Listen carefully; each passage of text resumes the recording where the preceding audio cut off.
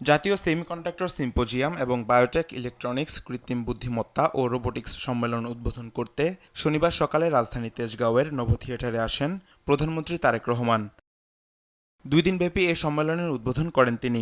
এ সময় প্রধান অতিথির বক্তব্যে প্রধানমন্ত্রী বলেন, বর্তমান সরকার স্বনির্ভর, সমৃদ্ধ ও প্রযুক্তি নির্ভর বাংলাদেশ গড়তে চায়। আমরা বর্তমান এবং ভবিষ্যৎ প্রজন্মের সামনে আমাদের সর্বোচ্চ যে চেষ্টা সেটা হচ্ছে একটা মেধা ভিত্তিক বাংলাদেশের সম্ভাবনার বার্তাটা পৌঁছে দেওয়া। প্রধানমন্ত্রী বলেন, ২০৩০ সালের মধ্যে সেমিকন্ডাক্টর খাতে রপ্তানি আয়ের লক্ষ্যমাত্রা পূরণ করা হবে। সরকার সেমিকন্ডাক্টরকে জাতীয় অগ্রাধিকার খাত হিসেবে দেখছে।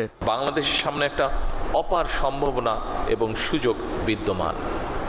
আমি দৃঢ়ভাবে আশা করি ২০৩০ সালের মধ্যে সেমিকন্ডাক্টর শিল্প থেকে রফতানি আয়ের যে লক্ষ্যমাত্রা নির্ধারণ করা হয়েছে, ইনশাল্লাহ বাংলাদেশ সেটা পূরণ করতে সক্ষম হবে।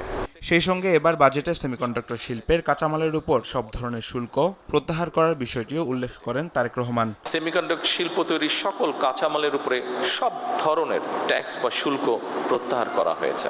সেমিকন্ডাক্টর ডিজাইন সার্ভিসে রফতানি আয়ের উপরে নগদ ইনসেন্টিভ বা প্রণোদনা চালুর উদ্যোগও নেওয়া হয়েছে।